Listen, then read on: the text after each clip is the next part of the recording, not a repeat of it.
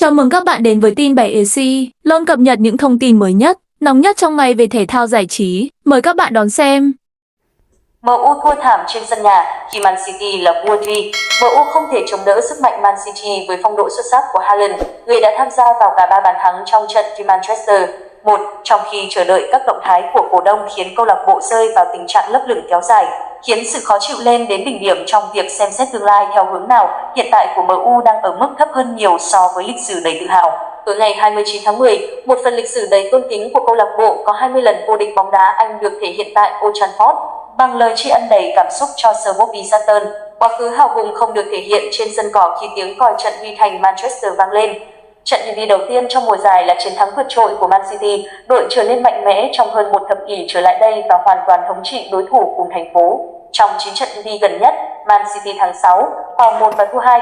Đội bóng dưới sự dẫn dắt của Pep Guardiola trở thành là vua thực sự của thành phố công nghiệp hóa đầu tiên trên thế giới. Man City vượt trội đến mức ngay cả khi thi đấu rất cầu thả trong hiệp, với hàng loạt đường chuyền hỏng, họ vẫn áp đặt lối chơi lên MU. Bước ngoặt của trận thì Manchester lần thứ 191 đến từ công nghệ cũng như cảm xúc trọng tài hơn là sự xuất sắc. Vì khi ấy Man City đang rất cầu thả với các đường chuyền, công nghệ và thông báo cho trọng tài về một pha tranh bóng giữa Haaland và Rodri ở khu vực cấm địa. Một trong những hành động được coi là phổ biến trong vòng 16m50 khi thực hiện các pha dàn xếp đá phạt và thường được phơi bày trước con mắt mọi người. Tất nhiên, dường như đôi khi mắt lại nhìn đi nơi khác và từ đó nảy sinh những hối tiếc, bất bình và hiểu lầm.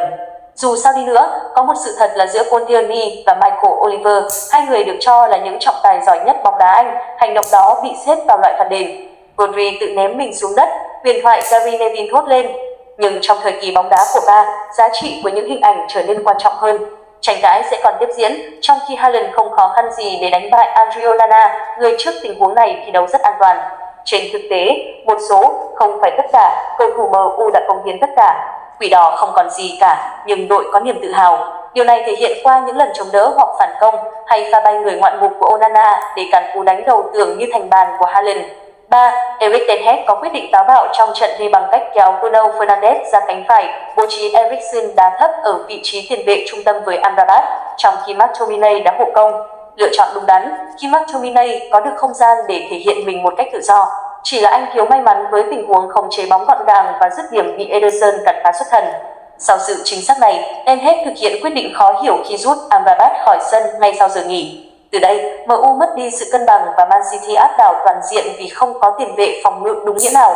Eriksen là tiền vệ có tỷ lệ chuyền bóng thấp nhất trận của MU.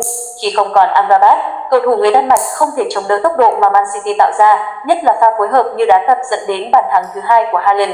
Trong lúc đó, Bruno Fernandes than thở với trọng tài và cúi đầu lẩm bẩm những câu khó hiểu hơn là tập trung vào tranh chấp. Rashford là một thảm họa thực sự với chỉ 68,8% đường chuyền chính xác và chỉ nổi bật ở pha chuyền dài cho McTominay dứt điểm cuối hiệp 1.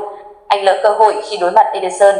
Những người này đều đáng phải rời sân sớm hơn Amrabat, thế nên bàn thua thứ 3 đến từ pha kiến tạo của Haaland và Foden dứt điểm là hệ quả từ sự mất cân bằng mà ten Hag tạo ra. Khán giả ở Old Trafford bỏ về 10 phút trước khi trận đấu kết thúc.